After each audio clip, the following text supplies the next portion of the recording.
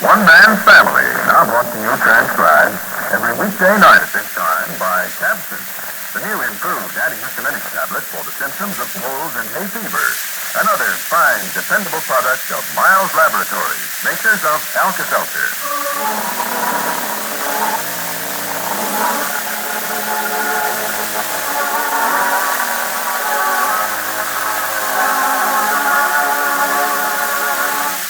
Overheard between Paul and Clifford in the library. I have an appointment to meet Mr. Frome's attorney in here. That fat guy, Wigglesworth? I'd like to stick around long enough to get a look at him, Paul. I'm curious. Well, he's not a freak, Cliff. As a matter of fact, he's plenty smart. He may be smart, all right, but if he's Frome's attorney, I wouldn't trust him any further than I can throw him. So that's how it is with the barbers today.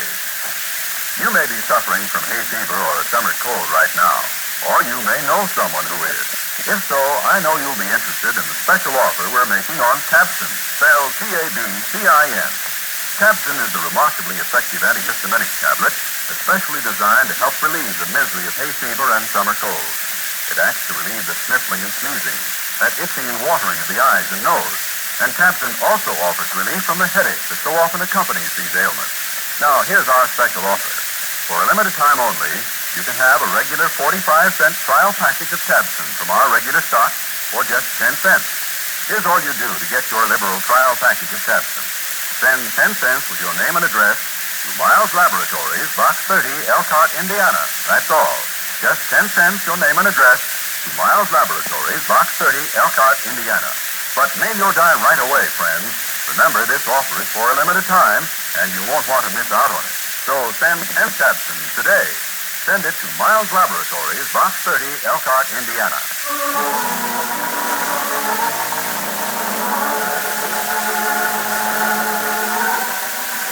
Chapter 16, Book 76, The Book of Rexford, Frome. The first evening stars are coming out to replace the late twilight in San Francisco. At the Barber family home, and you see, Cliff, dinner is over. Clifford is sprawled out in an easy chair in the library, reading the evening paper as Mother Barber comes in. Well, Mom, what's the big joke? Oh, your father. He doesn't amuse me sometimes. Yeah, what you been doing? The way he's taken to that night watchman he hired. Our Hulk show on June? They're out there on the terrace talking away as if they've been bosom friends for years. Yeah, Dad'll be lucky if he gets a word in edgewise with Arnie. Brother, can he rattle on when he gets started. That's what strikes me so funny. Your father is usually so impatient with a talky person. Of course, you can't help but like Mr. Dan. But I can stand just so much of it, and I want to leave. I guess Dad feels that good old Arnie has saved our house from being pulled down over our heads by Rex Frome. That's exactly what he's been telling me. He certainly changed his tune. When Arnie first came here, Dad was ready to climb every time he heard a noise. Well, that's our father for you. 1 minute. Oh, hi, Paul. Hi, this is fearsome little twosome. I thought you said you were going to spend the evening writing letters, Paul. Yeah, did you get lonesome up there at the top of the house? No, I came down to see if this library was in use. I thought if there wasn't anybody using it, I'd keep the appointment I just made in here. Why, of course, Paul. No, it's okay, Mom. I'm taking one up to my studio. Oh, it's an M. For a second there, I thought it was going to Oh, well, I'm sorry to disillusion you. This is a man. Matter of fact, he's big enough for two men. It's Frome's attorney. That enormous fat man who came to see you the other night? What was his name? Wigglesworth. Oh, yeah, I'd like to see that bird. You said he was quite a character. Yeah. The only reason I wanted to bring him in here was to spare him that climb up all those stairs to my studio. I should think so. Poor man. It'd be terrible to make him climb a lot of stairs. You bring him right in here, Paul. Sure, provided I can stick around long enough to get a look at him. I'm curious. Well, he's not a freak, Cliff. As a matter of fact, I think he's probably a very brilliant lawyer. Well, he may be smart, all right, but if he's Frome's attorney, I wouldn't trust him any further than I can throw him. Throw him? What am I saying? Yes, it'd be quite an assignment. When is he coming, Paul? He'll be here right away. He called from Frome's house. What you got up his sleeve, huh? Cliff, I'd be glad to tell you, but I don't know what he wants any more than you do. I'd watch my step if I were you. Okay. Maybe he's going to bring you some good news about Mr. Frome. He's coming from his place. Yeah, you mean something like he's going to Timbuktu or drop down a manhole or some nice little thing like that? What a thing to say about anybody. Well, when a guy's... Oh, hey, let me answer the door, Paul, so I can see what he looks like. All right, go ahead. I'll blow right after I bring him in. I'll go outside with your father, Paul. Well, I'm sorry to ring you out, Mom. so lovely out on the terrace. I intended to go and sit there this evening anyway. I came in because Henry was so absorbed with Mr. Gay and... Oh. He's probably had enough of him by now. Well, thanks, Bob. He's back in the library. Gracious of you. So the way, seen you before. Well, how are you, Mr. Wigglesworth? Mr. Barber, we meet again. Sit down. Always happy to sit. Well, I'm going to run along. Nice to have met you, Mr. Wigglesworth. Oh, well, it was a pleasure. Don't get up. Gracious of you. Thank you for showing me in. Okay. See you later, Paul. Yeah, Claire. Younger brother, I understand. Yes, I have one younger than Cliff, who's a lawyer. With Judge Hunter. I know about him. Competent young man, they tell me. You won't mind my smoking? Your mother didn't complain about the turkey smell I left in your house on my last visit. No, she didn't mention it. She's not the fussy kind. Learn to be indulgent when you have a large family, no doubt. Never married myself. The law is a jealous mistress. Believe it was Blackstone who said that. Profound, whoever said it. Demanding profession. But I would think the type of client a lawyer had would have a lot to do with that. You have someone in mind? Certainly. I saw Rex Frome in action with you. It interested me very much. It was almost sadistic the way he treated you. Strange man, my dear Barber. Yes. You afraid of me? Not for myself. I have great concern for Christine. Inordinately fond of his sister. Yes. Suppose we come down to what you came here for. Like your direct approach. Well, let's have it. First, I want to pay you a compliment. A moment ago, I asked if you were afraid of Mr. Frome. And a reason for that. Yes? I'm informed that he called you a night or two ago asking you to meet him. You refused. That's right. Not out of fear, but in deference to Christine's wishes. He's made it clear to me that she can handle the situation best if I'm seen completely out of the picture. You acted wisely. He's given to impulsiveness. Congratulate you on your judgment in not responding to it. Are you here now as the result of another impulse? You might call it that. But to Mr. Frome, I'm here to acquire something in your possession which he is most anxious to have. And what is it? Letters. You have letters written you by Mr. Frome's sister, do you not? I'm supposing I have it. Mr. Frome wants them. What for? Fair question, but one I'm not able to answer, unfortunately. Not able to, or because you don't want it? Do you have the letters? I don't see that I'm under any obligation to answer your questions, particularly those which I consider personal. That the answer you wish me to take back to my client? Does Christine want these letters, or just Frome? Ah, then you do have them. That might depend on who wants them. Does Christine want the letters? It's possible. But it was Frome who sent you over here for them. Correct. Does Christine know that you've come here for that purpose? I believe it's time for me to make something clear.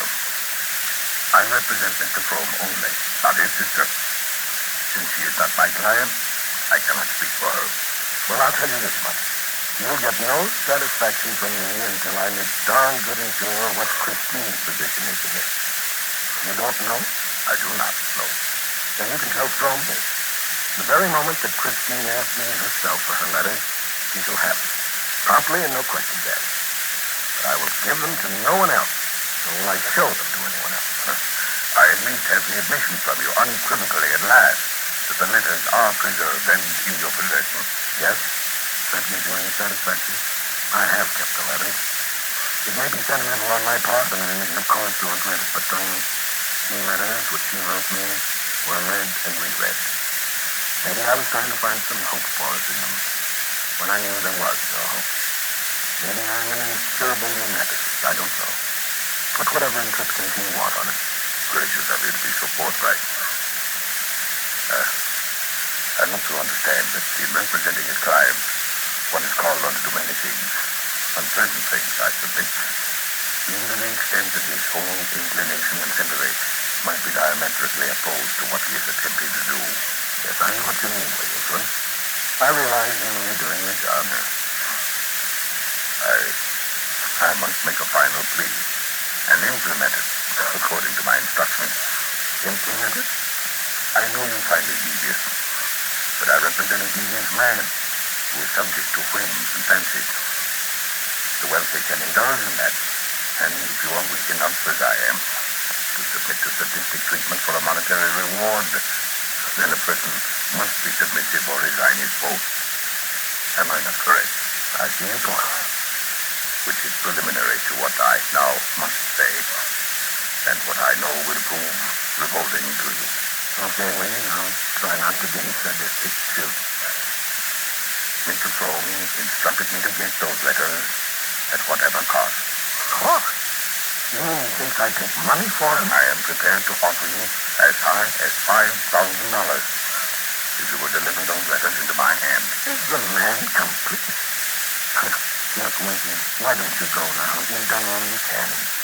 Just go back and tell Frome I told you that I'll give the letters to Christine if she wants them, and that's that.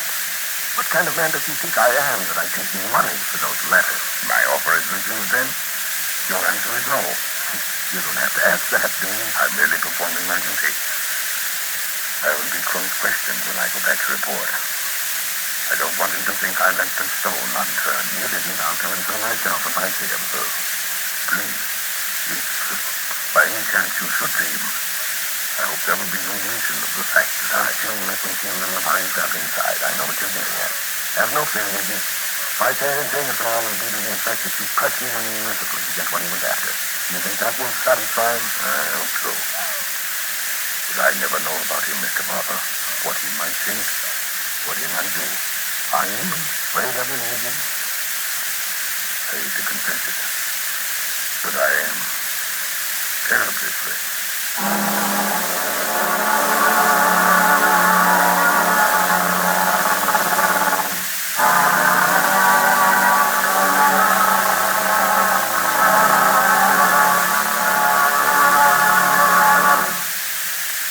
We'll be back in just a moment with further development. I wonder how many of you folks have sent for your liberal trial package of Tabson. Well, friends, we want you to get acquainted with this wonderful product. So right now, we're offering you a regular 45-cent trial package of Tabson from our regular stock for just 10 cents. That's right. For just 10 cents, you can try Tabson, spelled T-A-B-C-I-N. The new improved antihistaminic tablet, especially designed to help relieve hay fever and summer cold symptoms. Now, do you suffer from these summertime ailments? Do you know someone who does? Well, now is the time to find out how Tabson can help relieve the sniffling and sneezing, the watering of the eyes and nose, how it acts quickly to relieve the headache that so often accompanies hay fever and summer cold. Yes, just send 10 cents with your name and address to Miles Laboratories, Box 30, Elkhart, Indiana, and we'll send you a regular 45-cent trial package of Tabson from our regular stock. This offer is for a limited time only. So get your dime in the mail right away, friends. Yes, send for a liberal trial package of Tabson today. Send 10 cents to Miles Laboratories, Box 30, Elkhart, Indiana.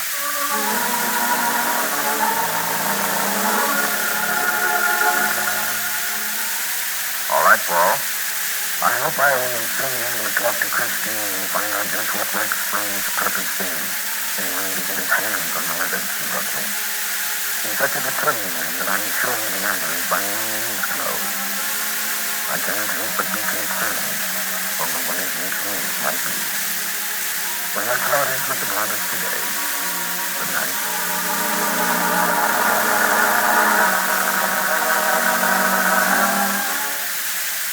Mothers, when your children come in from play complaining of a cut or a scratch, bathe it with Bactine, spelled B-A-C-T-I-N-E. Bactine is a remarkable new family antiseptic and bactericide made by Miles Laboratories. Children will welcome its use, for Bactine does not sting or burn like harsher antiseptics. It has a soothing, cooling effect on the skin, yet it's a powerful germ fighter. Bactine is a clear, colorless liquid with a fresh, clean odor. Does not stain skin or clothing. Get a 30 or 70-cent bottle of Bactine from your druggist. You've never seen anything exactly like Bactine.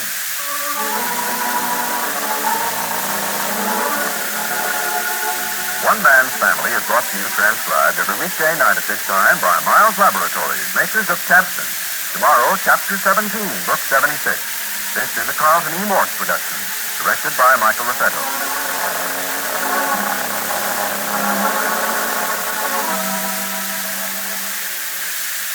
One Man's Family comes to you from California.